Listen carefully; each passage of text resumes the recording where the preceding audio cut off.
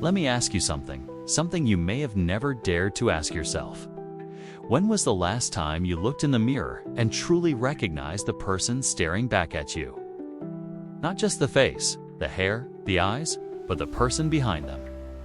The one who feels, who dreams, who aches. The one who sometimes feels like a stranger in their own life. Maybe you felt it in the quiet moments when the world is silent and you're left alone with your thoughts. That gnawing sense that something is off, that you're not living the life you were meant to live, that you're not even sure who you really are.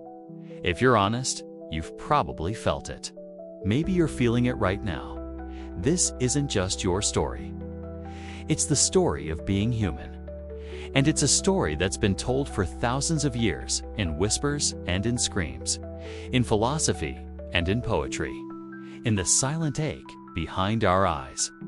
Today, I want to take you on a journey into the hidden war inside your mind. A war you may not even know you're fighting, but it's shaping every decision you make, every relationship you have, every dream you dare to chase or abandon. This is not a self-help video. This is not a pep talk. This is a confrontation with the parts of yourself you've tried to ignore, the parts that are quietly running your life. Are you ready? Let's start with a simple question. Who are you? Not your name, not your job, not your Instagram bio. Who are you, really? Most of us answer with roles. I'm a student. I'm a parent. I'm an artist. But these are just masked identities we put on to make sense of the world, to fit in, to survive. The philosopher Friedrich Nietzsche once wrote, "Every profound spirit needs a mask." He wasn't talking about deception. He was talking about protection, about the armor we build to shield ourselves from pain, rejection, and the chaos of existence. But what happens when you forget you're wearing a mask? When the mask becomes your face? Imagine a child who loves to draw. She spends hours lost in her imagination, creating worlds no one else can see. But one day, a teacher tells her, art isn't practical. You should focus on math. Her parents nod in agreement. Slowly, she puts away her pencils. She learns to smile when she gets good grades to hide her disappointment. She becomes the person everyone expects her to be. Years later, she's successful, but she feels empty. She can't remember the last time she felt truly alive. Sound familiar? We all wear masks. Some are stitched from childhood wounds. Others are handed to us by society, by culture, by the people we love. Over time, we forget where the mask ends and we begin. But deep down, a part of us remembers. And it aches. Think of the boy who was always told to man up whenever he cried. He learned to swallow his feelings, to hide his vulnerability, to become strong. But as an adult, he struggles to connect, to trust, to love. He's armored himself so well that he can't feel anything at all. The mask is supposed to protect us, but sometimes it suffocates us. Plato, the ancient Greek philosopher, told a story about prisoners chained in a cave, forced to watch shadows on the wall.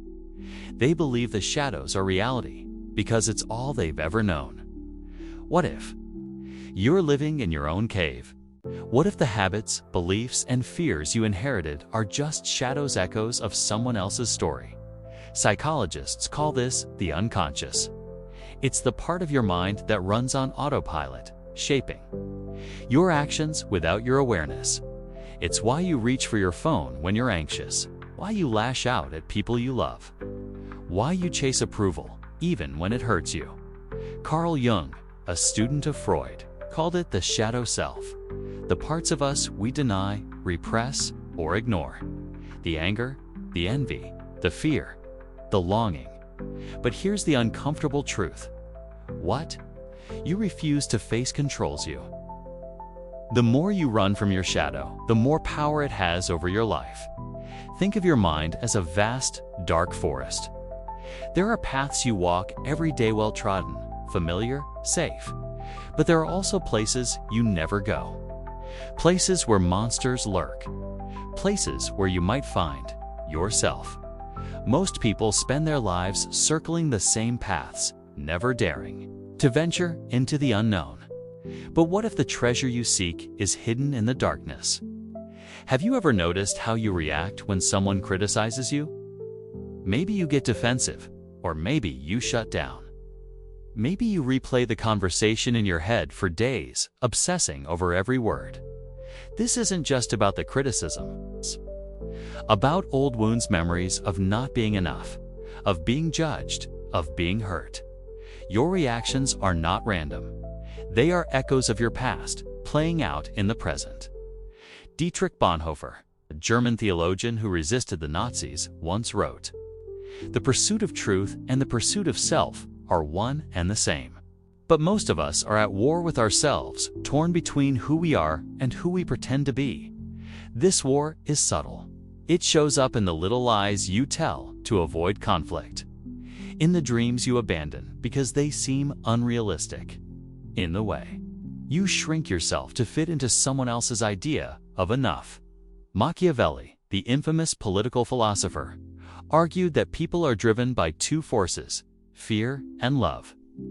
But what he didn't say is that these forces often collide inside us. We crave acceptance, but we fear rejection. We long to be seen, but we're terrified of exposure. So we build walls. We hide behind sarcasm, perfectionism, busyness. We become experts at self-deception, but the cost is high. Every time you betray your true self, you lose a piece of your soul. I once knew a man who seemed to have it all: wealth, status, admiration. He confessed to me late one night that he felt like a fraud. "I don't even know what I want anymore," he said. "I just know I'm not happy." He had spent his life climbing a ladder only to realize it was leaning against the wrong wall. How many of us are doing the same? A woman spends years in a relationship that looks perfect from the outside. She posts happy photos, tells her friends she's lucky, but inside she feels invisible. She's lost herself in the role of the good partner. She's afraid to leave, afraid to be alone, afraid to disappoint, so she stays. She tells herself it's not that bad. She numbs herself with routine, with distractions, with denial.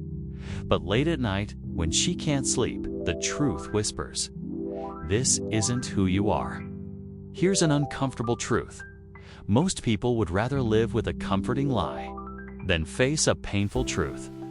Plato called this noble lies, stories we tell ourselves to make life bearable. "I'm fine. This is just how things are. I'll change tomorrow." But lies are heavy. They weigh us down, suffocate us, keep us small. Nietzsche warned.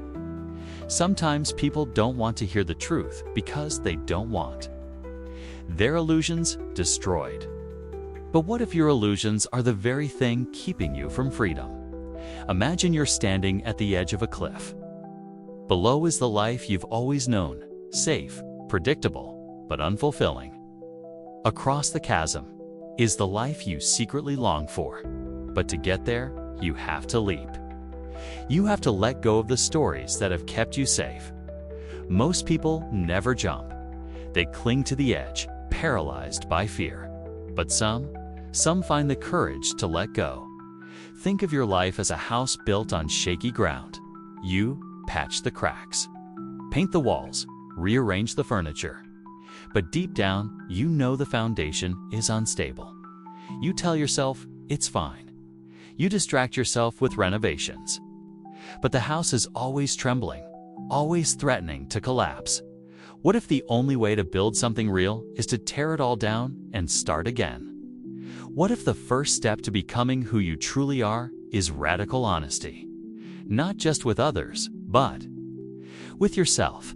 This means admitting your fears, owning your desires, facing your failures without flinching. It means asking hard questions. What am I pretending not to know? What am I afraid to feel? What would I do if I wasn't afraid? It means sitting in the discomfort, letting the truth burn away your illusions. Bonhoeffer. Believe that true freedom comes not from doing whatever you want, but from aligning your life with what is real. The truth will set you free, he wrote. But first, it will make you miserable. Are you willing to be miserable if it means being free? A man spends years chasing success, thinking it will make him happy. But no matter how much he achieves, it's never enough. One day, he admits to himself, "I'm not doing this for me. I'm doing it to prove my worth to people who don't even care." It's a painful realization, but it's also liberating. For the first time, he can choose a different path. Here's another uncomfortable truth. You will never be finished. There is no final version of you. No moment when you have it all figured out. The ancient Greeks called this becoming, the idea that life is a process, not a destination. You are always in flux, always changing, always becoming. But most of us cling to the myth of the finished self. We think, once I get that job, that relationship, that body, then I'll be happy. Then I'll be whole. But happiness is not a place you arrive. It's a way of traveling, Nietzsche wrote. He who has a why to live can bear almost anyhow. Your why is not a fixed point. It's a compass of direction, not a destination. A young woman dreams of being a writer. She imagines the day when she'll finally make it, when she'll be published, respected, admired. But every time she sits down to write, she's paralyzed by fear. What if I'm not good enough? What if I fail? She waits for the perfect moment, the perfect idea, the perfect version of herself. But it never comes. One day, she realizes the only way to become a writer is to write. To embrace the mess, the uncertainty, the imperfection. She starts small, a sentence, a paragraph. A page, she learns to love the process, not the outcome. One of the greatest obstacles to becoming yourself is the fear of being disliked. Alfred Adler, a contemporary of Freud, argued that all human problems are interpersonal problems. We crave approval. We fear rejection. We shapeshift to fit in. But what if the price of belonging is losing yourself? The Japanese have a concept called Han and Tate-mei. Your true feelings, Han and the face. You show the world Tate-mei. Most people live their whole lives behind Tate-mei, never daring to reveal their Han. But the people who change the world, the artists, the rebels, the visionaries are the ones who risk being disliked. Who choose authenticity over approval. Are you willing to be misunderstood if it means being true to yourself?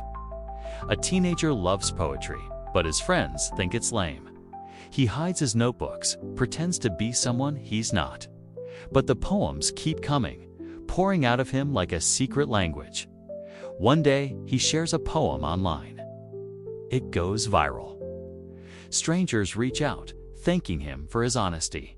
He realizes that the very thing he was ashamed of is what makes him unique. He loses some friends, but he finds himself. We spend our lives trying to control things: our image, our future, our emotions.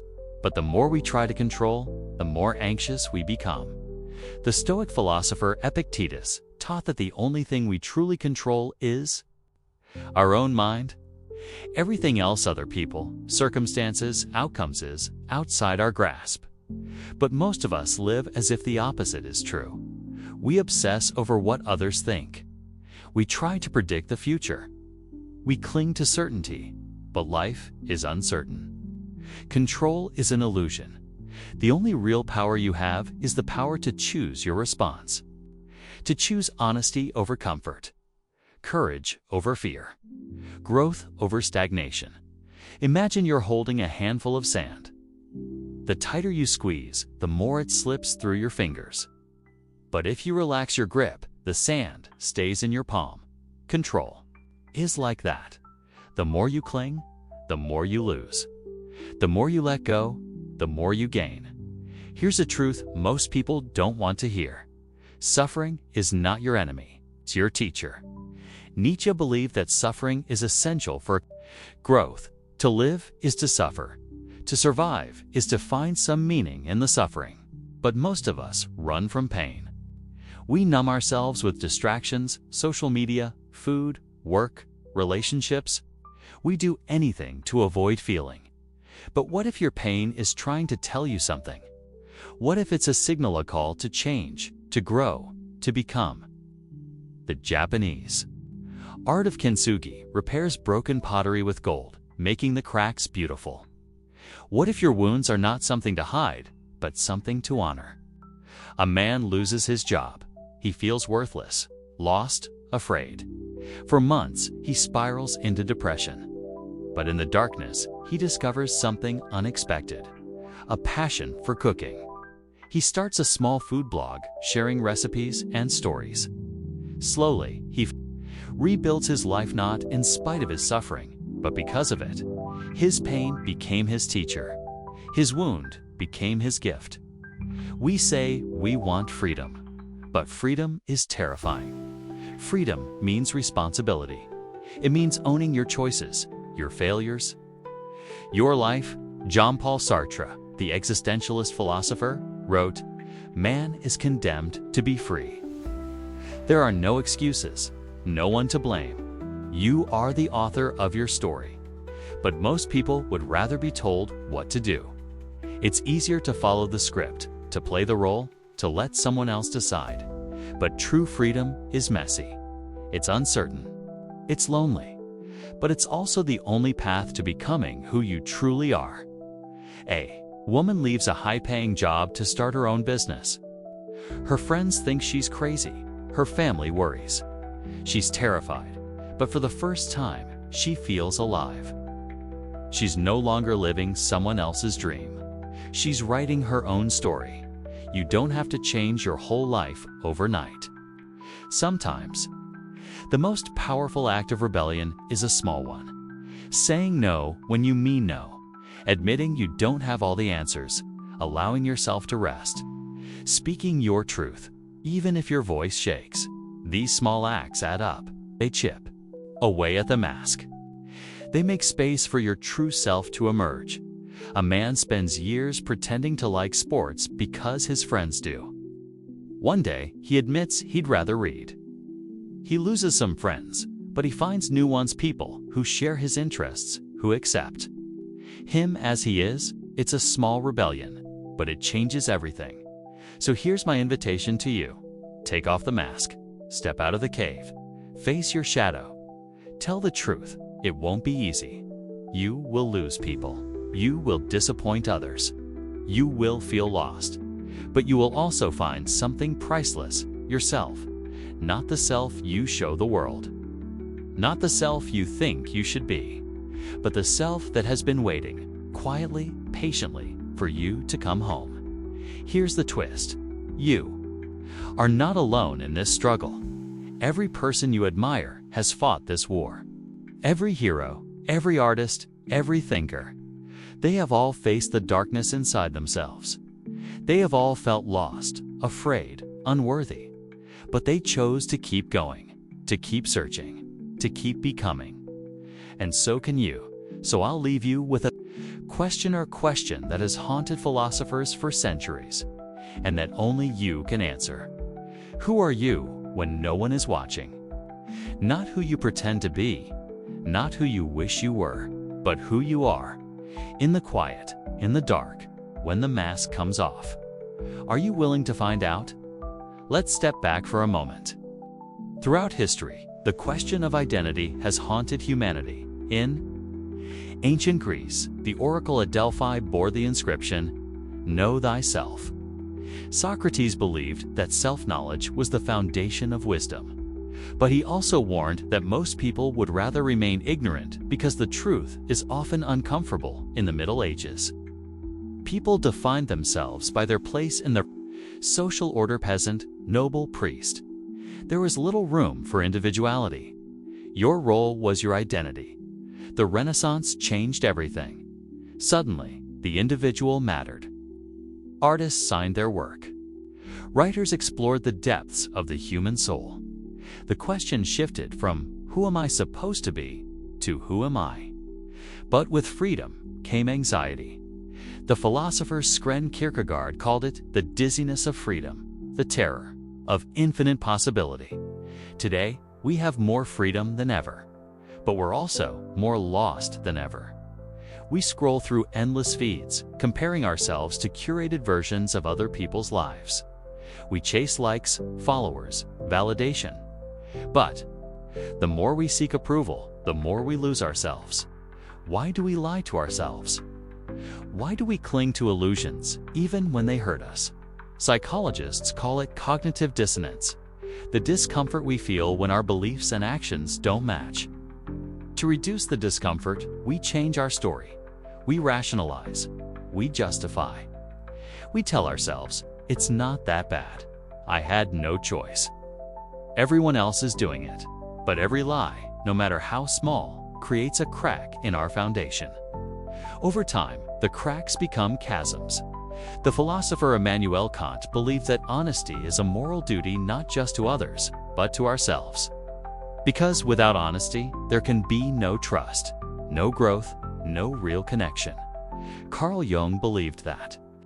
The path to wholeness requires us to face our shadow, the parts of ourselves we'd rather ignore. He wrote, "One does not become enlightened by imagining figures of light, but by making the darkness conscious. Your shadow is not your enemy. It's a part of you, a part that holds your pain, your fear, your longing. But it also holds your creativity, your passion, your power. To deny your shadow is to deny yourself." A woman struggles with anger. She tries to suppress it, to be nice, to avoid conflict. But the anger leaks out in passive-aggressive comments, in resentment, in self-sabotage. One day, she decides to face her anger. She learns to express it in healthy ways, to set boundaries, to speak her truth, to stand up for herself. Her anger becomes her ally, not her enemy. We live in a culture obsessed with perfection. Perfect bodies, perfect lives, perfect happiness. But perfection is an illusion. It's a moving target always just out of reach. The philosopher Voltaire warned, "Perfect is the enemy of good." When you chase perfection, you miss the beauty of what is. A musician spends years trying to master his craft. He practices for hours, chasing the perfect performance. But every time he plays, he hears only the mistakes. One day, he plays for a group of children. They don't care about perfection. They dance, they laugh, they clap. For the first time, he feels the joy of music not as a performance, but as a gift. He realizes that imperfection is what makes us human, what makes us real. Life is not a straight line. It's a series of beginnings and endings, of losses and discoveries. The philosopher Heraclitus said, "No man ever steps in the same river twice, for it's not the same river, and he's not the same man." You are allowed to begin again, to change your mind, to let go of old dreams and chase new ones. A man spends decades in a career he hates. One day, he quits. He goes back to school, starts over. It's terrifying. He's older than his classmates. He feels out of place, but he also feels alive. He's no longer living someone else's story. He's writing his own. We're taught to hide our weaknesses, to present a polished image to the world. But vulnerability is not weakness. It's courage. Brené Brown, a researcher on shame and vulnerability, writes, "Vulnerability is the birthplace of connection and the path to the feeling of worthiness. When you allow yourself to be seen, truly seen, you invite others to do the same." A woman shares her struggles with anxiety on social media. She's afraid of being judged, but instead, she receives messages of support, of gratitude, of connection. Her vulnerability becomes her strength. Who you are is not fixed. It's not a label, a role, a story.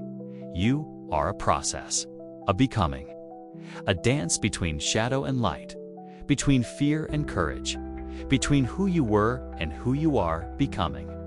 The philosopher Alan Watts said, Trying to define yourself is like trying to bite your own teeth. You are not a thing. You are a verb. Most people sleepwalk through life going through the motions. Following the script, never questioning, never. Waking up? But you have a choice. You can wake up. You can question, you can choose. It won't be easy. It will require courage, honesty, and a willingness to be uncomfortable. But it will also set you free. Viktor Frankl, a psychiatrist and Holocaust survivor, wrote, "Those who have a why. To live can bear with almost any how. Meaning is not something you find. It's something you create. You create meaning by living in alignment with your values, by facing your fears, by telling the truth. In the end, the journey is not about becoming someone else. It's about coming home to yourself. It's about remembering who you were before the world told you who to be. It's about reclaiming your voice, your power, your truth. So I'll ask you again, who are you when no one is watching? Are you willing to find out? The greatest journey you will ever take is the journey within.